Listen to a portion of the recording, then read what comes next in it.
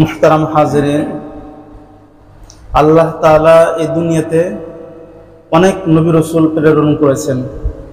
তার মধ্যে আমাদের নবী, সর্বশেষ নবী মুহাম্মদ সাল্লাল্লাহু আলাইহি ওয়াসাল্লামকে শ্রেষ্ঠত্ব দান করেছেন,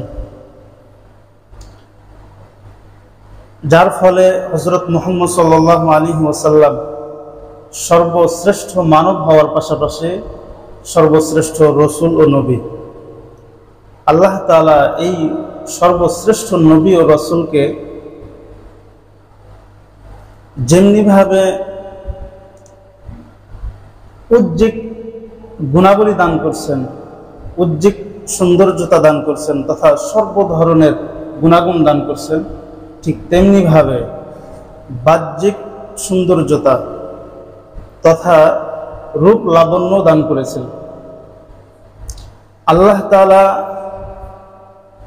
হযরত মুহাম্মদ সাল্লাল্লাহু আলাইহি ওয়াসাল্লামকে প্রচুর পরিমাণ রূপ লাবণ্য ও সৌন্দর্যতা দান করেছিলেন। এই পরিমাণ সৌন্দর্যতা দান করছিলেন যে তার পূর্ণ সৌন্দর্যতা পৃথিবীতে আল্লাহ তাআলা প্রকাশ করেন নাই। কারণ যদি পূর্ণ সৌন্দর্যতা প্রকাশ করতেন তাহলে রাসূল আকরাম সাল্লাল্লাহু আলাইহি ওয়াসাল্লামের রূপের ঝলকে সমস্ত মাখলুক জ্বলে ছারখার হয়ে যেত। আল্লাহ তাআলা দুনিয়াতে রাসূল আকরাম সাল্লাল্লাহু আলাইহি ওয়াসাল্লামের চেহারার মধ্যে ততটুকু সৌন্দর্যতা প্রকাশ করেছিলেন যতটুকু সৌন্দর্যতা মাখলুক গ্রহণ করতে পারবে, বরদাস্ত করতে পারবে। আবার রাসূলের দেহে যতটুকু সৌন্দর্যতা আল্লাহ তাআলা দিয়েছিলেন তার সবটুকু একজন মানুষ তার ভাষা দিয়ে, তার জিহ্বা দিয়ে বর্ণনা করার ক্ষমতা রাখে না। সুতরাং হাদিস শরীফে সাহাবায়ে কেরামরা যেই সৌন্দর্যতা এবং রূপ লাবণ্য বর্ণনা করছেন, এটা একজন মানুষ হিসেবে তার যতটুকু ক্ষমতা আছে ঠিক ততটুকুই সাহাবায়ে কেরাম বর্ণনা করছেন। তার মানে এটা না যে দুনিয়াতে প্রকাশিত রাসূলের সব সৌন্দর্যতা সাহাবায়ে কেরাম বর্ণনা করছেন, বিষয়টা কিন্তু এমনটা না। সাহাবায়ে কেরামগণ হাদিস শরীফে রাসূলের যে সৌন্দর্যতাগুলো বর্ণনা করেছিলেন সেগুলোর আলোকে রাসূল আকরাম সাল্লাল্লাহু আলাইহি ওয়াসাল্লাম মাথা থেকে পা পর্যন্ত দেখতে কেমন ছিলেন আজকে আমরা সেগুলো জানব। যেহেতু এটা রবিউল আউয়াল মাস, রাসূলের জন্মের মাস, তাই না? আমাদের জানার দরকার আছে, না? অবশ্যই জানার দরকার আছে। কারণ আমরা রাসূল কখন জন্মগ্রহণ করলেন, জন্মের সময় কি কি অলৌকিক ঘটনাগুলো ঘটলো, তারপরে বাল্যকাল কিভাবে কাটালো, এগুলো সচরাচর আলোচনা হয়। কিন্তু রাসূলের অবয়ব, রাসূলের শারীরিক গঠন, রাসূলের দেহ মোবারক কেমন ছিল, এগুলো আমার জানার দরকার আছে। কিতাবের নাম শামাইলে তিরমিজি। এই শামাইলে তিরমিজির ৭ নং হাদিস, হযরত ইব্রাহিম ইবনে মুহাম্মদ আলাইহির রাহমাহ ওনার থেকে হাদিসটি বর্ণিত। তিনি বলেন যে কানার আলী ইবনে আবি তালিব রাদিয়াল্লাহু তাআলা আনহু ইদা ওয়াসাফা রাসূলুল্লাহ সাল্লাল্লাহু আলাইহি ওয়াসাল্লাম قال, হযরত আলী ইবনে আবি তালিব রাদিয়াল্লাহু তাআলা আনহু যখন রাসূল আকরাম সাল্লাল্লাহু আলাইহি ওয়াসাল্লামের শারীরিক গঠন, সৌন্দর্যতা, রূপ লাবণ্য বর্ণনা করতেন তখন তিনি বলতেন লাম ইয়াকুন রাসূলুল্লাহ সাল্লাল্লাহু আলাইহি ওয়াসাল্লাম বিতাবিলিল মুমবাগিতি। রাসূল আকরাম সাল্লাল্লাহু আলাইহি ওয়াসাল্লাম অত্যাধিক লম্বা ছিলেন না, ওয়ালা বিল কসিরিল মুতাওয়াদ্দিদি, এবং তিনি এই পরিমাণ খাটো ছিলেন না যে তিনার দেহের একটা অংশ আরেকটা অংশে ঢুকে গেছে। অর্থাৎ অত্যাধিক খাটো ছিলেন না, কারণ অত্যাধিক লম্বা হলেও দেখতে খারাপ দেখা যায়, আবার অনেক খাটো হলেও দেখতে খারাপ দেখা যায়। তো খাটো হলে সাধারণত দেখা যায় যে যেন দেহের একটা অংশ আর একটা অংশের মধ্যে ঢুকে আছে, এরকম মনে হয়। রাসূল কিন্তু এরকম ছিলেন না। কেমন ছিলেন? ওয়াকানা রাবআতাম মিনাল কওমি, রাসূল আকরাম সাল্লাল্লাহু আলাইহি ওয়াসাল্লাম সমাজের লোকজনের মধ্যে থেকে মধ্যমাকৃতির ছিলেন, অর্থাৎ মিডিয়াম কোয়ালিটির দেহ ছিল রাসূল আকরাম সাল্লাল্লাহু আলাইহি ওয়াসাল্লামের। ওয়ালাম ইয়াকুন বিল জাদিল কতাতি, রাসূল আকরাম সাল্লাল্লাহু আলাইহি ওয়াসাল্লামের মাথার চুলগুলো একেবারে কোঁকড়ানো ছিল না। ওয়ালা বিসাদ্দি, এবং একেবারে সোজা ছিল না। কানা জাদান রাজিলান, রাসূল আকরাম সাল্লাল্লাহু আলাইহি ওয়াসাল্লামের চুল মুবারকগুলো একটু হালকা কোঁকড়ানো ছিল। তাহলে একেবারে কোঁকড়ানো ছিল না চুল মুবারকগুলো, আবার একবারে লম্বাও ছিল না, সোজা ছিল না, বরং চুলগুলোর মধ্যে হালকা কোঁকড়ার ভাব ছিল। ওয়ালাম ইয়াকুন বিল মুতাহামি, রাসূল আকরাম সাল্লাল্লাহু আলাইহি ওয়াসাল্লামের চেহারা মোবারক নাদুস নুদুস ছিল না, চেহারাতে গোশত গালগুলো ফোলা এরকম ছিল না। ওয়ালা বিল মুকালসামি, এবং রাসূল আকরাম সাল্লাল্লাহু আলাইহি ওয়াসাল্লামের চেহারা মোবারক একবারে গোলাকৃতির ছিল না, ফুটবলের মতন গোল ছিল না। তাহলে চেহারাতে বেশি গোশত ছিল না, আবার চেহারাটা ফুটবলের মতন গোল ছিল না। ওয়া কানা ফি ওয়াজহিহি তাদবীরুন, রাসূল আকরাম সাল্লাল্লাহু আলাইহি ওয়াসাল্লামের চেহারার মধ্যে হালকা গোলাকার ভাব ছিল। তারপর পুরো গোল ছিল না, কিন্তু হালকা গোলাকার ভাব ছিল। কেমন গোলাকার ভাব ছিল? এই হাদিসের মধ্যে এটা নেই। বুখারী শরীফের 3552 হাদিসের মধ্যে কেমন গোলাকার ছিল এটা আছে। তো এই হাদিসটি রাসূলের সাহাবী হযরত বারা ইবনে আযিব রাদিয়াল্লাহু তাআলা থেকে বর্ণিত। তো সুইলাল বারা ইবনে আযিব রাদিয়াল্লাহু তাআলা আনহু, রাসূল আকরাম সাল্লাল্লাহু আলাইহি ওয়াসাল্লামের সাহাবী হযরত বারা ইবনে আযিবকে জিজ্ঞেস করা হয়েছিল যে আকানা ওয়াজহুন নবী সাল্লাল্লাহু আলাইহি ওয়াসাল্লাম মিথলা সাইফি, রাসূল আকরাম সাল্লাল্লাহু আলাইহি ওয়াসাল্লামের চেহারা কি তরবারির মতো লম্বা ছিল? তরবারি সাধারণত লম্বা থাকে না, লম্বা, এরকম কি লম্বা ছিল? ক্বালা, তিনি বলেন না, রাসূলের চেহারা লম্বা ছিল না। বাল মিথলাল কমারি, বরং চাঁদের মতন হালকা গোলাকার ভাব ছিল। তো রাসূল আকরাম সাল্লাল্লাহু আলাইহি ওয়াসাল্লামের চেহারাকে চাঁদের যেই গোলাকৃতির এর সাথে তুলনা করছেন। বোঝা গেল যে একবারই ফুটবলের মতন গোল ছিল না, বাকি গোল গোল ভাব ছিল। এই হাদিস দ্বারা এটাও বোঝা গেল যে রাসূলের চেহারা চাঁদের মতন ছিল। সুবহানাল্লাহ। অন্য হাদিসের মধ্যে আছে রাসূলের চেহারা চাঁদের চাইতে আরো ভালো ছিল। তিরমিজি শরীফের 2811 নং হাদিস, এই হাদিসটি হযরত জাবির ইবনে সামরা রাদিয়াল্লাহু তাআলা আনহু, রাসূলের একজন সাহাবী ছিলেন, ওনার থেকে হাদিসটি বর্ণিত। তিনি বলেন যে রাআইতুন নবী সাল্লাল্লাহু আলাইহি ওয়াসাল্লাম ফি লাইলাতি ইদহিয়ান, আমি রাসূল আকরাম সাল্লাল্লাহু আলাইহি ওয়াসাল্লামকে পূর্ণ পূর্ণিমার চাঁদের রাত্রিতে দেখলাম। পূর্ণ পূর্ণিমার চাঁদ বলতে চন্দ্র মাসের 14 তারিখের দিন যে রাত, অর্থাৎ 15 তারিখের রাতকে বলে ইদহিয়ান। এই রাত্রিতে চাঁদ খুব সুন্দরভাবে বের হয়, প্রকাশ পায় এবং আলোটা খুব ছড়ায়।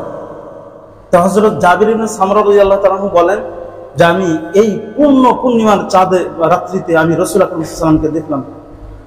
তো রাসূল আকরাম সাল্লাল্লাহু আলাইহি ওয়াসাল্লামের দিকে যখন দেখি, তো আমার মনে হলো যে আসমানের চাঁদ নেমে এসেছে। ওই আকাশের চাঁদ যেভাবে আলো ছড়াইতেছে, ঠিক তেমনি ভাবে রাসূলের চেহারা থেকেও সেরকম আলো ছড়াইতেছে। তো যখন এরকম আমি দেখলাম, ফাজাআলতু আনজুরু ইলা রাসূলিল্লাহি সাল্লাল্লাহু আলাইহি ওয়াসাল্লাম ওয়া ইলাল কমারি, যখন আমার কাছে মনে হলো যেন আসমানের চাঁদ জমিনে এসেছে, তখন আমি একবার রাসূলের চেহারার দিকে তাকাতে থাকলাম, আর একবার আসমানের চাঁদের দিকে তাকাতে থাকলাম। ওয়া আলাইহি হুল্লাতুন হামরাউ, এই সময় রাসূলের গায়ে লাল পায়ের বিশিষ্ট 2টা কাপড় ছিল, একটা লুঙ্গি ছিল আর একটা চাদর ছিল, রাসূলের স্বাভাবিক পোশাক এটা ছিল। তো চাদর যেটা পরছিলেন এবং যেটা লুঙ্গি পরছিলেন তার সাইডটা, অর্থাৎ পায়ের যেটা, এটা লাল রঙের ছিল। তো আমি পূর্ণিমার চাঁদের রাত্রিতে যখন রাসূলকে আমি দেখতেছিলাম এই কাপড় পরিধান করা অবস্থায়, আমি ওজন মিলাই দিয়েছিলাম যে চাঁদ বেশি সুন্দর নাকি রাসূলের চেহারা বেশি সুন্দর। হযরত জাবির ইবনে সামরা বলেন, ফাইদা হুয়া ইনদি আহসানু মিনাল কমারি, আমি ভালো করে লক্ষ্য করে দেখলাম আসমানের চাঁদ যেই পরিমাণ সুন্দর, চাঁদ তার চাইতে বহুগুণ বেশি সুন্দর আমার রাসূলের চেহারা। সুবহানাল্লাহ, কি পরিমাণ সুন্দর ছিল রাসূলের চেহারা। তাহলে এই হাদিস দ্বারা এটাও প্রমাণ হলো যে রাসূল আকরাম সাল্লাল্লাহু আলাইহি ওয়াসাল্লামের চেহারা চাঁদের মতন গোলাকৃতির ছিল এবং চাঁদের চাইতে সুন্দর ছিল, ঝলমলে ছিল। আমরা ওই হাদিসে ফেরত যাই, ওখানে কি পাওয়া গেল যে ওয়াকানা ফি ওয়াজহিহি তাদবীরুন, রাসূল আকরাম সাল্লাল্লাহু আলাইহি ওয়াসাল্লামের চেহারার মধ্যে গোলাকার ভাব ছিল, অর্থাৎ পূর্ণ ফুটবলের মতন গোল ছিল না, আবার লম্বাও ছিল না, কিন্তু গোল গোল ভাব ছিল। আবিয়াদু, রাসূলের চেহারার রং কেমন ছিল বলতে সাদা ছিল। সাদা বিভিন্ন ধরনের হয়, সাদা একবারে ধবধবে সাদা হয়, আবার অনেক সময় লাল মিশ্রিত সাদা হয়। তো সাহাবী বলেন যে আবয়াদু মুশরাবুন, রসুলের চেহারা লালিমা মিশ্রিত সাদা ছিল, দেখতেই মজা লাগতো রসুলের চেহারা। আচ্ছা, চেহারার রং আমরা পেলাম। আদা আজুল আইনাইনি, রসুলের যে চোখগুলো ছিল সেই চোখের মণিগুলো গাঢ় কালো ছিল। আহদাবুল আসফারি, রসুল আকরাম সাল্লাল্লাহু আলাইহি ওয়াসাল্লামের চোখের যে পাপড়িগুলো ছিল এই পাপড়িগুলো লম্বা লম্বা ছিল। জালিলুল মুসাসি ওয়াল কাতাদি, রসুল আকরাম সাল্লাল্লাহু আলাইহি ওয়াসাল্লামের দেহ এত সুন্দর ছিল যে দুই কাঁধের যে মিলনস্থল এবং হাড়ের জোড়গুলো এগুলো খুব মজবুত এবং প্রশস্ত ছিল, অর্থাৎ সুঠাম দেহের অধিকারী ছিলেন। আজুরদু, রসুল আকরাম সাল্লাল্লাহু আলাইহি ওয়াসাল্লামের দেহ মোবারক অতিরিক্ত পশম থেকে খালি ছিল। আমাদের অনেকেরই গায়ে দেখবেন সীমা অতিরিক্ত পশম থাকে, এটা দেখতে ভালো দেখা যায় না। রসুলের গায়ে অতিরিক্ত পশম ছিল না। জালিলুল যু মাসরুবাতিন, অতিরিক্ত পশম ছিল না ঠিকই, কিন্তু এই বুক থেকে নিয়ে নাভি পর্যন্ত পশমের কালো সরু একটা ছিল, কালো সরু একটা রেখা ছিল, অর্থাৎ এখান থেকে নিয়ে এ পর্যন্ত হালকা চুল ছিল রাসূল আকরাম সাল্লাল্লাহু আলাইহি ওয়াসাল্লামের বুকে। সাফিনুল কাফাইনি ওয়াল কদামাইনি, রাসূল আকরাম সাল্লাল্লাহু আলাইহি ওয়াসাল্লামের দুনো হাত ও দুনো পায়ের তালুগুলো মাংসল ছিল, অর্থাৎ হাতের তালু এবং পায়ের তালুগুলো খুব নরম ছিল। আমরা অনেকে দেখবেন আমাদের চেহারা হাতগুলো চিকন থাকে, এগুলো খুব কি থাকে, শুকনা শুকনা থাকে, তাই না? দেখতে কেমন যেন দেখা যায়। আল্লাহ রসুল কিন্তু এরকম ছিল না, এগুলো ভরাট ছিল গোশত দিয়া, মানে এমন ভরাট ছিল যে খুব তুলতুলে। কেমন তুলতুলে এটা হাদিসের মধ্যে নাই।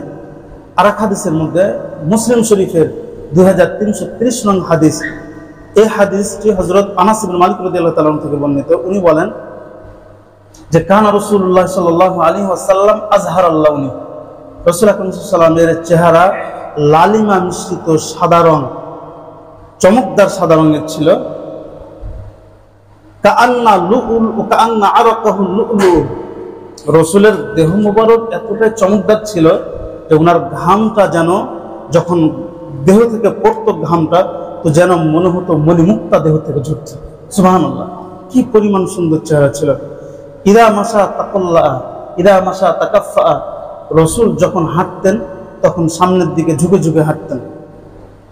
এরপর উনি বলেন ওয়ালা মাসিস্তু দিবাজাতান ওয়ালা হারিরাতান আলিয়ানা মিন কাফি রাসূলিল্লাহ সাল্লাল্লাহু আলাইহি ওয়াসাল্লাম, আমি রাসূল আকরাম সাল্লাল্লাহু আলাইহি ওয়াসাল্লামের হাতের তালুর চাইতে কোনো প্রকারের রেশম কাপড়কে নরম পাই নাই।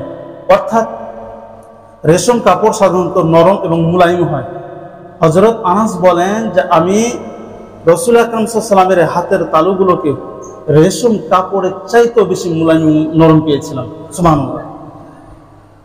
ওয়ালা শামিমতু মিসকাতান ওয়ালা আম্বারাতান আতইবা মিন রাহিয়াতি রাসূলিল্লাহ সাল্লাল্লাহু আলাইহি ওয়াসাল্লাম, এবং রাসূল আকরাম সাল্লাল্লাহু আলাইহি ওয়াসাল্লামের দেহ মোবারকের ঘাম মেশক ও আম্বরের চাইতেও বেশি সুগন্ধিযুক্ত ছিল।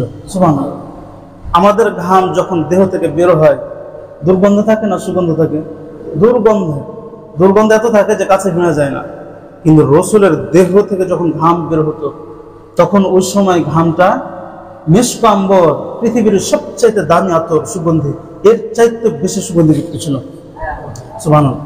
তাহলে এই হাদিসে একটা জিনিস আমরা পেলাম বিশেষভাবে, যে রাসূল আকরাম সাল্লাল্লাহু আলাইহি ওয়াসাল্লামের হাতের তালুগুলো মাংসল ছিল এবং হচ্ছে খুব নরম ছিল, তাই না? এরপরে আমরা ওই হাদিসে ফেরত যাই যে হাদিসে রাসূলের পুরো অবয়ব বর্ণনা করা হয়েছিল, তা শাফিনুল কাফাইনি ওয়াল কদামাইনি। এরপরে ওই সাহাবী বলেন হযরত আলী ইবনে আবি তালিব রাদিয়াল্লাহু তাআলা আনহু, যে ওয়া ইদা ইলতাফাতা মান ইদা মাসা তাকাল্লা, যখন রাসূল চলাফেরা করতেন জমিনে, এত সুন্দর মানুষটা, তখন ওই সময় সামনের দিকে ঝুঁকে ঝুঁকে হাঁটতেন। কাআন্নামা ইয়ানহাত্তু মিন সাবাবিন বা ফি সাবাবিন, যেন রাসূল আকরাম সাল্লাল্লাহু আলাইহি ওয়াসাল্লাম একটা উঁচু স্থান থেকে নিচু স্থানে যাইতেছে। সাধারণত দেখবেন আমরা যখন উপর থেকে নিচে নামি তখন সামনের দিকে আমরা একটা ঝুঁকে থাকি, রাসূল সব সময় এভাবে ঝুঁকে থাকতেন। ওয়া ইদা ইলতাফাতা মান, যখন রাসূল কোনো দিকে তাকাইতেন তখন পূর্ণাঙ্গভাবে তাকাইতেন, অর্থাৎ আর চোখেও দেখতেন না, বাঁকা চোখেও দেখতেন না, ঘাড় ঘুরিয়েও দেখতেন না।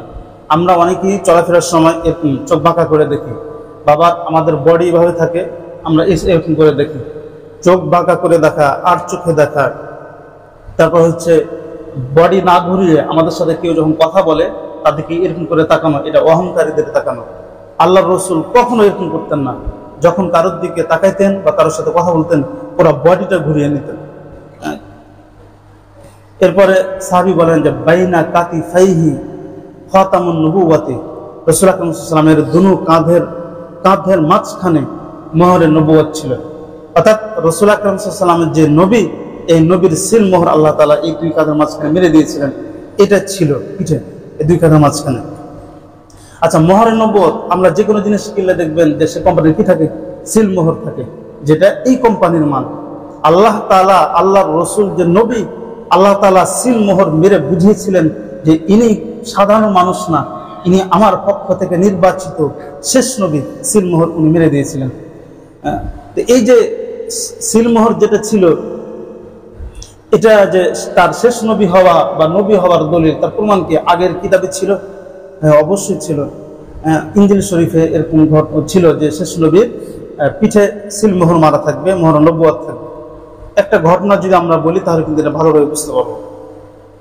রাসূলের একজন সাহাবীর নাম হলো সালমান ফারসি রাদিয়াল্লাহু তাআলা। সালমান ফারসি রাদিয়াল্লাহু তাআলা রাসূলের অন্যতম একজন সাহাবী। ইনার জন্ম ইস্পাহান, বর্তমান সময়ের ইরানের একটা প্রসিদ্ধ শহরের নাম ইস্পাহান। এই ইস্পাহানে ওনার জন্ম। তো তৎকালীন সময় ওই সময় ইরানকে ফারস বলা হতো, আর বিভিন্ন এলাকাগুলোকে নিয়ে। তো যেহেতু ইস্পাহান ফারসের একটা অংশ, তাই ওনাকে সালমান ফারসি বলা হয়, দেশের দিকে সম্বোধন করে। তো ওখানে জন্মগ্রহণ করেছিলেন উনি। আবার ওনার হায়াত অনেক ছিল, হায়াত ছিল প্রায় কেউ কেউ বলে 250 বছর, কেউ কেউ বলে 350 বছর, অনেক হায়াত পেয়েছিলেন। তো রাসূলের জন্মের অনেক আগে ওনার জন্ম।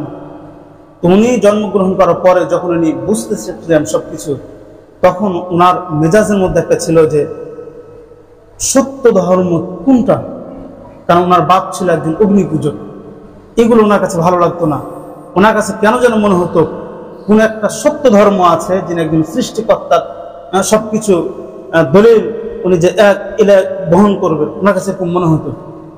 তো সেই ক্ষেত্রে উনি বিভিন্ন দেশ সফর করা শুরু করলেন, বিভিন্ন ধর্ম যাজক যারা ছিল তাদের কাছে যাওয়া শুরু করলেন। তো সেই হিসেবে উনি সিরিয়ার একজন ধর্মযাজকের কাছে যান, খ্রিস্টান ধর্মযাজকের কাছে। তো ওনার সুহবতে যাওয়ার পরে উনি ওনাকে বাইতুল মুকাদ্দাসে নিয়ে যান। বাইতুল মুকাদ্দাসে থাকতে থাকেন। যখন ওই ধর্মযাজকের মৃত্যু আসলো, তখন সালমান ফারসি রাদিয়াল্লাহু তাআলা ওনাকে বলেছিলেন যে আপনার ইন্তেকালের পরে আমি কার কাছে যাব? তখন উনি বলছিলেন যে আমার পরে এখন শেষ নবী দুনিয়াতে আসবে, এটা টাইম চলে আসছে। তো উনি বলছিলেন যে উনি যে শেষ নবী, তার আলামত কিভাবে আমি পাবো যিনি শেষ নবী? উনি কয়েকটা আলামত বলছিলেন, তার ভিতরে একটা আলামত ছিল, বলেছিলেন যে উনার দুই কাঁধের মাঝখানে মোহরে নবুয়ত থাকবে। যদি এটা আপনি তার মোহরে নবুয়ত দেখেন তাহলে বুঝবেন উনি শেষ নবী। তো ধর্মযাজকের ইন্তেকাল হলো। ইন্তেকাল হওয়ার পরে ওই বাইতুল মুকাদ্দাসের পাশ দিয়ে মক্কায় একটা মুসাফিরদের কাফেলা আসছিল। তো উনি বলছে আমাকে ওখানে নিয়ে চলেন। তো ওনারা সাথে নিয়ে আসলেন, কিন্তু ওনার সাথে গাদ্দারি করলেন। ওই লোকগুলো হযরত সালমান ফারসি রাদিয়াল্লাহু তাআলা আনহুকে গোলাম বলে বিক্রি করে দিল। মদিনার বনু কুরাইজা একটা গোত্র আছে, সেই গোত্রের একজন ইহুদি হযরত সালমান ফারসি রাদিয়াল্লাহু তাআলা আনহুকে ক্রয় করলেন, এবং তখন থেকে মদিনায় উনি থাকতে থাকলেন। এরপরে কি ঘটনা ঘটলো হাদিস শরীফে আছে। এই সামানে তিরমিজির 20 নং হাদিসে আছে, হযরত আবু বুরদা রাদিয়াল্লাহু তাআলা আনহু হাদিসটি বর্ণনা করেন যে জা সালমানুল ফারসি ইলা রাসূলুল্লাহ সাল্লাল্লাহু আলাইহি ওয়াসাল্লাম হিনা কদিমাল মাদিনাতা, যে হযরত সালমান ফারসি রাদিয়াল্লাহু তাআলা আনহু রাসূল আকরাম সাল্লাল্লাহু আলাইহি ওয়াসাল্লামের নিকটে আসলেন যে সময় রাসূল মক্কা থেকে মদিনায় হিজরত করে আসলেন। বিমাইদাতিন আলাইহা রুতাবুন, তাজা খেজুরের একটা খাঁচা নিয়ে। তো যখন নিয়ে আসলেন, ফাওয়াদাআহা বাইনা ইয়াদাই রাসূলুল্লাহ সাল্লাল্লাহু আলাইহি ওয়াসাল্লাম, তাজা খেজুরের ওই খাঁচাটি রাসূলের সামনে উনি রাখলেন। ফাকালা, তখন আল্লাহ রাসূল বলেন যে ইয়া সালমান মা হাদা, হে সালমান এটি কি? ফাকালা, তখন তিনি বলছিলেন সাদাকাতুন আলাইকা ওয়া আলা আসহাবিক, এই খেজুরের খাঁচাটা আপনার এবং আপনার সাথে যারা আছে এর জন্য সদকা। ফাকালা, তখন আল্লাহ রাসূল বলছিলেন ইরফাআহা, আপনি এটা নিয়ে যান। ফা ইন্না লা নাকুলু সাদাকাতা, কেননা আমরা সদকা খাই না। এটা নিয়ে যান, যাকাতের মাল আমরা খাই না। তো কলা হযরত আবু বুরদা বলেন, সালমান ফারসি রাদিয়াল্লাহু তাআলা আনহু ফারাফাআহা, সেই খাঁচাটা উঠাইলেন, তারপর চলে গেলেন। ফাজা আল গাদা বিমিসলিহি, এরপরে দ্বিতীয় দিন আবার আগে অনুরূপ অবস্থা নিয়ে আসলেন, অর্থাৎ খাঁচা ভর্তি খেজুর নিয়ে আসলেন। আসার পরে ফাওয়াদাআহা বাইনা ইয়াদাই রাসূলুল্লাহ সাল্লাল্লাহু আলাইহি ওয়াসাল্লাম, ওই খাঁচাটা আবার রাসূল আকরাম সাল্লাল্লাহু আলাইহি ওয়াসাল্লামের সামনে রাখলেন। ফাকালা, তখন রাসূল বললেন যে মা হাদা ইয়া সালমান, হে সালমান, এটা কি? ফাকালা, তখন উনি বলছিলেন যে হাদিয়াতুন লাকা, এটা হাদিয়া। রাসূল আকরাম সাল্লাল্লাহু আলাইহি ওয়াসাল্লাম উনি সদকা খেতেন না, কিন্তু হাদিয়া খেতেন, তো বলতেছে এটা হাদিয়া। তো ফাকালা রাসূলুল্লাহ সাল্লাল্লাহু আলাইহি ওয়াসাল্লাম, আল্লাহ রাসূল তার সাথীদেরকে বললেন, সাহাবা কিরামদেরকে বললেন যে তোমরা সবাই এটাকে ভালোভাবে বিছাও, আমরা সবাই খাই। তো হযরত আবু বুরদা বলেন যে রাসূল আকরাম সাল্লাল্লাহু আলাইহি ওয়াসাল্লাম যখন ওই খেজুর খাঁচা থেকে নিয়ে খেতেছিলেন, তখন ফানাজারা হযরত সালমান ফারসি রাদিয়াল্লাহু তাআলা আনহু ইলাল খাতামি আলা যহরি রাসূলুল্লাহ সাল্লাল্লাহু আলাইহি ওয়াসাল্লাম, রাসূল আকরাম সাল্লাল্লাহু আলাইহি ওয়াসাল্লামের পিঠে থাকা মোহর নবুয়ত দেখলেন। ফা আমানা বিহি, নবুয়ত দেখে উনি সাথে সাথে ঈমান আনলেন। অর্থাৎ উনি পরীক্ষা করতেছিলেন আল্লাহ রাসূলকে, যে আল্লাহ রাসূল সদকা খায় কিনা। কারণ উনি এটাও বলছিল যে শেষ নবী যিনি আসবেন, ওনার একটা আলামত হল উনি কখনো সদকা খাবে না, তবে হাদিয়া খাবে। আবার উনি এটাও বলছিলেন যে শেষ নবীর পিঠে মোহর নবুয়ত থাকবে। উনি চেষ্টায় ছিলেন যে কিভাবে মোহর নবুয়ত দেখা যায়। যখন খেতে লেগেছিলেন একটু কাঠ হয়ে, তখন সালমান ফারসি রাদিয়াল্লাহু তাআলা আনহু উনার পিঠে মোহর নবুয়ত দেখেছিলেন। মোহর নবুয়ত দেখার সাথে সাথে উনি ঈমান এনেছিলেন। তারপর বোঝা গেল যে এই যে মোহর নবুয়ত, সিল মোহর, এটা আল্লাহ তাআলা মেরে দিয়েছিলেন যে ইনি শেষ নবী। ঠিক আছে না?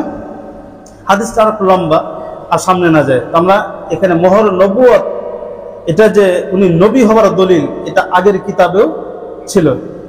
এখানে আরেকটা জিনিস আমরা জেনে ফেলি যে মোহরে নবুয়ত যেটা ছিল, এটা দেখতে কেমন ছিল, আকৃতি কেমন ছিল। আসলে মোহরে নবুয়ত কেমন ছিল বা দেখতে কেমন ছিল, এই মর্মে 4 ধরনের বর্ণনা পাওয়া যায়। যে রাসূল আকরাম সাল্লাল্লাহু আলাইহি ওয়াসাল্লামের দেহে সিলমোহর মারা ছিল নবীর, এটা দেখতে কেমন ছিল, 4 ধরনের বর্ণনা। 1 নম্বর বর্ণনা, জিরুল হাজারা, তৎকালীন সময়ে বাসর রাতে নববধূর খাট যেই বোতামগুলোর দ্বারা সাজানো হতো, সেই বোতামগুলোর মতন ছিল মোহরে নবুয়তটা। শামাইলে তিরমিজির 16 নং হাদিসের মধ্যে আছে। এই হাদিসটির বর্ণনাকারী সাহাবী হলো হযরত সাঈদ ইবনে ইয়াজিদ রাদিয়াল্লাহু তাআলা আনহু। তিনি বলেন যে রাহাবাত বি খালাতি ইলা রাসূলিল্লাহ সাল্লাল্লাহু আলাইহি ওয়াসাল্লাম, আমার খালা একদিন আমাকে হযরত রাসূল আকরাম সাল্লাল্লাহু আলাইহি ওয়াসাল্লামের নিকটে নিয়ে গেলেন। ফাকালা, অতঃপর তিনি সেখানে নিয়ে যাওয়ার পরে বললেন, ইয়া রাসূলুল্লাহ ইন্না ইবনা উখতি ওয়াজিউন, যে আমার বোনের ছেলে সে অনেক ব্যথিত, অর্থাৎ তার পায়ে আঘাত লেগেছে। হযরত সাঈদ বিন ইয়াজিদ বলেন যে আমি পায়ে খুব ব্যথা অনুভব করলাম। তখন আমাকে আমার খালা রাসূলের কাছে নিয়ে গেলেন। তো ফামাসাহা রাসূলুল্লাহ সাল্লাল্লাহু আলাইহি ওয়াসাল্লাম রাসি, রাসূল তার হাত মোবারকটা আমার মাথায় বুলিয়ে দিলেন। ওয়া দাআলি বিল বারাকাতি, এবং রাসূল আকরাম সাল্লাল্লাহু আলাইহি ওয়াসাল্লাম আমার জন্য বরকতের দোয়া করলেন। তো বরকতের দোয়া করার পরে ওয়া তাওয়াদ্দা, রাসূল ওযু করলেন। তো যখন ওযু করা শেষ হলো, ফাশারিবতু মিন ওযুইহি, আমি রাসূল আকরাম সাল্লাল্লাহু আলাইহি ওয়াসাল্লামের ওযু করার পরে যে অবশিষ্ট পানি ছিল, সেই পানিটা আমি বরকতান খেয়ে ফেললাম। তো ওয়া কুমতু খালফা যহরিহি, আমি সেই পানিটা খাওয়ার পরে রাসূলের পিঠের পেছনে গেলাম। তো ফারাআইতুল খাতামা আল্লাতী বাইনা কাতিফাইহি, তখন আমি রাসূলের পেছনে, রাসূলের 2 কাঁধের মাঝখানে থাকা মোহর নবুয়ত দেখতে পেলাম। কেমন ছিল? ফাইদা হুয়া মিসলু জিরুল হাজালা, তো আমি দেখলাম যে মোহরে নবুয়তটা ছিল, তার আকৃতি ছিল, যে হাজারা বলা হয়, ওই যে বললাম যে নববধূ বাসর ঘরে যে খাটটা খুব সুন্দর করে সাজানো হয় না, এখনো তো হয়, এটা তখনও হতো। তো এই বাসর ঘরের বর এবং নববধূর খাট সাজানোর ক্ষেত্রে এক ধরনের বোতাম ব্যবহার করা হতো, কারুকার্য খচিত। তো হযরত সাঈদ ইবনে ইয়াজিদ বলেন যে আমি ওই মোহরে নবুয়তটা যেটা আমি দেখলাম, সেটা হচ্ছে ওই বোতাম আকারে, ছোট্ট বোতাম আকারে ছিল এটা। তাহলে 4 বর্ণনার 1 বর্ণনা আমরা পেলাম যে কেমন ছিল, বোতামের মতন মোহরে নবুয়ত। দ্বিতীয় নাম্বার হলো যে গোশতের একটা টুকরার মতন ছিল। মোহরে নবুয়াতটা দেখতে গোশতের টুকরা, দেখবেন কোথাও যখন আমাদের কিছু হয় তখন ওই সময় লাল হয়ে একটু গোশত ফুলে যায়, এই ফোলা গোশতের মতন এটা ছিল। এটা আমরা কোথায় পেয়েছি? এটাও সামাইনে তিরমিজির হাদিস, হাদিস নং 17। এই হাদিসের বর্ণনাকারী সাহাবীর নাম হলো জাবির ইবনে সামরা রাদিয়াল্লাহু তাআলা আনহু। এই জাবির ইবনে সামরা রাদিয়াল্লাহু তাআলা আনহু বলেন যে রাআইতুল খাতামা বাইনা কাতিফাই রাসূলুল্লাহ সাল্লাল্লাহু আলাইহি ওয়াসাল্লাম, আমি রাসূল আকরাম সাল্লাল্লাহু আলাইহি ওয়াসাল্লামের দুই কাঁধের মাঝখানে মোহরে নবুয়ত দেখেছিলাম, বুদ্দাতান হামরা, লালিমা মিশ্রিত গোশতের একটা টুকরার মতো, মিসলা বাইদাতুল হামামা, কবুতরের ডিমের মতন, কবুতরের ডিমের মতন দেখতে গোশতের লাল রঙের একটা টুকরার মতন আমি মোহরে নবুয়ত দেখেছিলাম। তাহলে 2 নম্বর আমরা বর্ণনা পেলাম যে মোহরে নবুয়ত দেখতে ফুলা গোশতের একটা টুকরার মতন ছিল, সাইজে কবুতরের ডিমের মতন। 3 নম্বর হলো যে শা'রাতুন মুজতামিআতুন। 3 নম্বর ছিল যে রাসূল আকরাম সাল্লাল্লাহু আলাইহি ওয়াসাল্লামের ওই মোহরে নবুয়ত যেটা ছিল সেটা কিছু চুলের সমষ্টির মতন। আমাদের অনেকেরই দেহে দেখবেন যে পুরো দেহ ভালো কিন্তু এতটুকু কালো হয়ে থাকে, চুল হয়ে থাকে, আছে না আমাদের অনেকের গায়ে? ঠিক এই ধরনের কিছু চুল ছিল কালো হয়ে। এটা কোথায় পেলাম আমরা? এটা আমরা পেয়েছি, এটাও তিরমিজি শরীফের হাদিস, সামাইলে তিরমিজির 19 নং হাদিস। এই হাদিসটি বর্ণনা করেছেন হিলবা ইবনে আহমদ রহমতুল্লাহি আলাইহি। ইনি তাবি রাবি, ইনি হযরত উমর ইবনে আখতাব আনসারী, রাসূলের একজন সাহাবীর নাম, ওনার থেকে বর্ণনা করেছেন। তো হযরত উমর ইবনে আখতাব আনসারী রাদিয়াল্লাহু তাআলা আনহু বলেন যে ক্বাল আলী রাসূলুল্লাহ সাল্লাল্লাহু আলাইহি ওয়াসাল্লাম, আল্লাহর রাসূল একদিন আমাকে বলেছিলেন, ইয়া আবা যায়েদিন, হে আবু যায়েদ, উদনু মিন্নি, তুমি আমার কাছে আসো, ফামসাহ যহরি, তুমি আমার পিঠটা একটু মাসাজ করে দাও। তো ক্বালা, হযরত উমর ইবনে আখতাব আনসারী বলেন, এই কথা শোনার পরে ফামাসাহতু যহরাহু, আমি রাসূলের পিঠটা মাসাজ করে দিলাম। তো ফাওয়াকাত আসাবি'i আলাল খাতামি, তো যখন আমার হাত দিয়ে মাসাজ করতেছিলাম হঠাৎ আমার হাত রাসূলের ওই মোহরে নবুয়তের উপরে গিয়ে পড়ল। তো যখন মোহরে নবুয়তের কথা উনি বললেন, ওই যে হিলবা ইবনে আহমদ যিনি হযরত উমর ইবনে আখতাব থেকে হাদিসটি বর্ণনা করেছেন, উনি বলছেন, ওমাল খাতামু, মোহরে নবুয়ত এটা কেমন দেখতে, এটা সাইজ কেমন, আকৃতি কেমন? ক্বালা, তখন হযরত উমর ইবনে আখতাব আনসারী রাদিয়াল্লাহু তাআলা বলেন যে শা'রাতুন মুজতামিআতুন, সেই মোহরে নবুয়তটা ছিল কিছু চুলের সমষ্টি, অর্থাৎ সেখানে কিছু চুল ছিল। তাহলে 3টা আমরা বর্ণনা পেলাম। 4র্থ নম্বর বর্ণনা যেটা, যে মোহরে নবুয়তের আকৃতি কেমন ছিল? মোহরে নবুয়তের আকৃতি ছিল যে হাতের আঙ্গুলগুলির সমষ্টির মতো। আমরা যখন এই যে আঙ্গুলগুলি একসাথে করি না, এরকম করলে এই যে এটা যেরকম হয়, ঠিক এরকম একটা সমষ্টি ছিল। এর চারো সাইডে তিল ছিল আঁচিলের মতন। তাহলে আঁচিল বিশিষ্ট, এরকম করলে যতটুকু পরিমাণ হয় ঠিক পরিমাণটা এতটুকু ছিল, সাইডে তিল ছিল আঁচিলের মতন। 4 নম্বর বর্ণনা। এটার প্রমাণ কি? এটার প্রমাণ হলো, এটাও সামাইলে তিরমিজির হাদিস, হাদিস নং 23। হযরত আব্দুল্লাহ ইবনে সারজিস রাদিয়াল্লাহু তাআলা আনহু, রাসূলের একজন সাহাবীর নাম আব্দুল্লাহ ইবনে সারজিস, ইনি বলেন, আতাইতু রাসূলুল্লাহ সাল্লাল্লাহু আলাইহি ওয়াসাল্লাম, আমি রাসূল আকরাম সাল্লাল্লাহু আলাইহি ওয়াসাল্লামের নিকটে একদিন আসলাম, ওয়া হুয়া ফি নাসিম মিন আসহাবিহি, যে সময় আমি রাসূলের নিকটে আসলাম সে সময় রাসূলের কাছে তার অনেক সাহাবী ছিল। তো ফাদুরতু হাকাদা, এই অবস্থায় আমি রাসূলের পেছনে ঘোরা শুরু করলাম। তো ফাআরাফাল্লাযী উরিদু, রাসূল আমার ঘোরা দেখে বুঝতে পারলো যে আমি কি চাই, অর্থাৎ আমি আসলে ঘুরতেছিলাম এই জন্য যে মোহরে নবুয়ত দেখবো, যে পিঠের মোহরে নবুয়ত আছে, এটা আমি দেখতে চাই। তো রাসূল এটা বুঝে ফাআলকার রিদাআ আন যহরিহি, রাসূল তার পিঠে থাকা চাদরটি সরিয়ে দিলেন।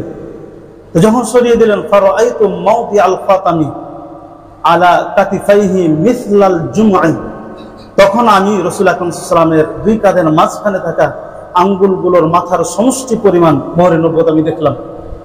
হাওলাহা খিলানুন, ওই মোহরে নবুয়তের পাশে ছোট ছোট তিল ছিল, কাআন্নাহা তাআলিলু, আঁচিলের মতন। তো এটা দেখার পরে ফারাজাতু হাত্তা ইস্তাকবালতুহু, আমি সুযোগ আর হাতছাড়া করি নাই। রিওয়ায়াতের মধ্যে আছে যারা মোহরে নবুয়ত চুম্বন করছেন তাদের জন্য জাহান্নামের আগুন হারাম হয়ে গেছে। তো আমি এটা আগের থেকে নিয়ত করে রেখেছিলাম যে দেখলে আমি চুম্বন করব। তিনি বলেন ফারাজাতু, আমি রাসূলের কাছে দৌড় দিয়ে গেলাম, হাত্তা ইস্তাকবালতুহু, এরপরে গিয়ে আমি সেই জায়গা চুম্বন করলাম। ফাকুলতু, অথবা আমি বললাম আবেগে, গফারাল্লাহু লাকা ইয়া রাসূলুল্লাহ, আল্লাহর রাসূল, আল্লাহ তাআলা আপনাকে মাফ করুন। যখন আমি আল্লাহর রাসূলের জন্য মাফের দোয়া করছি, ফাকালা, তখন আল্লাহর রাসূল বলেন ওয়ালাকা, আল্লাহ তাআলা তোমাকেও মাফ করে দিন। তো হযরত আব্দুল্লাহ ইবনে সারজিস থেকে যিনি হাদিসটি বর্ণনা করেছেন, যখন হযরত আব্দুল্লাহ ইবনে সারজিস বলেন যে রাসূল আমার জন্য ইস্তিগফারের দোয়া করছেন, তখন উনি বলছেন যে ইস্তিগফার লাকা, রাসূলুল্লাহ সাল্লাল্লাহু আলাইহি ওয়াসাল্লাম আপনার জন্য আল্লাহর রাসূল ইস্তিগফারের দোয়া করছেন। কারণ যার জন্য ইস্তিগফারের দোয়া করছেন আল্লাহর রাসূল, তার সব গুনাহ কি হয়ে গেছে, মাফ হয়ে গেছে। তার মানে উনি আশ্চর্য বলতেছে আপনি তো অনেক সৌভাগ্যবান, তাহলে আপনার জন্য দোয়া করছেন। ফাকালা নাআম, তখন আব্দুল্লাহ ইবনে সারজিস বলেন হ্যাঁ, আল্লাহর রাসূল আমার জন্য দোয়া করছেন, ওয়ালাকুম, এবং আপনাদের সবার জন্য দোয়া করছেন। তো বলতেছে যে সবার জন্য দোয়া করছেন, এটার প্রমাণ কি? সুম্মা তালা হাদিহিল আয়াতা, তখন আব্দুল্লাহ ইবনে সারজিস রাদিয়াল্লাহু তাআলা আনহু সূরা মুহাম্মদের 19 নং আয়াত তেলাওয়াত করেছেন। সেখানে আল্লাহ তাআলা বলছে যে ফাআলাম আন্নাহু লা ইলাহা ইল্লাল্লাহ, আল্লাহ রাসূলকে আল্লাহ বলতেছেন আপনি কথা জেনে রাখুন আল্লাহ ছাড়া কোনো মাবুদ নেই। ওয়াস্তাগফির লিযামবিকা, আপনি আপনার পাপের জন্য ক্ষমা চান। ওয়ালিল মুমিনিনা ওয়াল মুমিনাত, এবং সাথে সাথে যত মুমিন পুরুষ আছে, যত মুমিনা নারী আছে, সবার জন্য ইস্তিগফার আপনি দোয়া করুন। তার মানে রাসূল শুধু একজনের জন্য দোয়া করে না। আব্দুল্লাহ ইবনে সারজিস বলেন শুধু আমার জন্য দোয়া করে না, তো পৃথিবীর যত উম্মত আল্লাহ রাসূল আসবে সবার জন্য আল্লাহ রাসূল দোয়া করছেন। তাহলে এই হাদিসে 4th নাম্বার বর্ণনা আমরা পেলাম যে রাসূল আকরাম সাল্লাল্লাহু আলাইহি ওয়াসাল্লামের মোহরে নবুয়ত কেমন ছিল, তাই না? তাহলে আমরা 4টা বর্ণনা পেলাম। এখন অটোমেটিকলি একটা প্রশ্ন হয় যে মোহরে নবুয়ত একটা, মানুষও একটা, কিন্তু আকৃতি কয় ধরনের পেলাম? 4 ধরনের। এটা কিভাবে সম্ভব? আসলে এটা সম্ভব, কারণ এই মোহরে নবুয়ত যেটা ছিল এটা সব সময় এক অবস্থার উপর থাকতো না, বিভিন্ন সময় বিভিন্ন রূপ ধারণ করত। কোনো সময় গোশতের টুকরা হয়ে যেত, আবার কোনো সময় বোতামের মতন হতো, কোনো সময় দেখা যাচ্ছে যে ওই সমষ্টি চুলের সমষ্টির মতন হয়ে যেত, কোনো সময় পাশে তিল হয়ে যেত। তো বিভিন্ন সময় বিভিন্ন রূপ ধারণ করতো। তো যখন যে সাহাবী যেভাবে দেখছেন ওনারা সেটাকে ওভাবে বর্ণনা করছেন। তাহলে আমরা মোহরে নবুয়ত আমরা পেলাম, এবং সেটা কেমন ছিল এটাও পেয়ে গেলাম। এরপরে হযরত আলী ইবনে আবি তালিব এই হাদিসের শেষ অংশে বলছেন যে আজওয়াদুন নাসি সদরান, রাসূল আকরাম সাল্লাল্লাহু আলাইহি ওয়াসাল্লাম সবচাইতে বেশি দানশীল ছিলেন। ওয়া আসদাকুন নাসি লাহজাতান, এবং রাসূল আকরাম সাল্লাল্লাহু আলাইহি ওয়াসাল্লাম সবচাইতে সত্যবাদী ছিলেন। রাসূল কখনো কোনোদিন মিথ্যা কথা বলে নাই। নবুয়তের আগেও মিথ্যা কথা বলে নাই, নবুয়তের পরেও মিথ্যা কথা বলে নাই। আমরা কি বুকে হাত দিয়ে বলতে পারবো যে আমরা মিথ্যা কথা বলি না? আপনারা তো সাধারণ মানুষ, আমরা যারা হুজুর মানুষ আছি, আমরা তো একটা নির্দিষ্ট পরিবেশে থাকি, কোরআন পড়ছে, হাদিস পড়ছে, আমরা মিথ্যা কথা বলি। এবং হচ্ছে এমনভাবে মিথ্যা কথা আমরা বলি, মিথ্যা কথা বলা দেখলে মনে হয় যে মিথ্যা কথা বলার মধ্যে কি আছে, সওয়াব আছে, তাই না? অহরহ মিথ্যা কথা বলি। কিন্তু রাসূল কোনোদিন কখনো মিথ্যা কথা বলেন নাই, নবুয়তের আগেও না, নবুয়তের পরেও না। আর আমরা ওনার উম্মত হয়ে কথায় কথায় মিথ্যা কথা বলি, এবং একটাকে মিথ্যা কথাকে সত্য বানাতে গিয়ে আমরা 1000টা মিথ্যা কথা বলি। আল্লাহ তাআলা আমাদের মিথ্যা কথা থেকে বেঁচে থাকার তৌফিক দান করুন, আমিন। এরপরে উনি বলেন যে মান রাআহু বাদিহাতান, যে ব্যক্তি রাসূল আকরাম সাল্লাল্লাহু আলাইহি ওয়াসাল্লামকে হঠাৎ দেখতেন, হাবাহু, রাসূলকে দেখে রাসূলের গাম্ভীর্যতা এবং ব্যক্তিত্বের কারণে ভয় পেয়ে যেতেন। ওমান খালাতাহু মারিফাতান, আর যে ব্যক্তি রাসূলের সাথে উঠা বসা শুরু করতেন, আহাব্বাহু, রাসূলকে মহব্বত করে ফেলতেন। অর্থাৎ প্রথম দেখাতে ভয় পেতেন, কিন্তু রাসূলের সাথে উঠা বসা করলে রাসূলকে ভালো না বেশি উনি পারতেন না, ভালোবাসতেনই। ইয়াকুলুনা আইতুহু, হযরত আলী ইবনে আবি তালিব বলেন রাসূলের অবয়ব আর রাসূলের শারীরিক গঠন সৌন্দর্যতা কি বলবো। উনি বলেন যে না আইতুহু, যেই রাসূলের অবয়ব শারীরিক গঠন সৌন্দর্যতা রূপ লাবণ্য বর্ণনা করতে চাইবে, আমার বিশ্বাস উনি বলবে যে লাম আরা ক্বাবলাহু ওয়ালা বা'দাহু মিসলাহু, আমি রসুলের মতন না আগে কোনো মানুষ দেখেছি, না ভবিষ্যতে দেখবো, না বর্তমানে আছে। সুবহানাল্লাহ। রসুল এই পরিমাণ সুন্দর ছিলেন।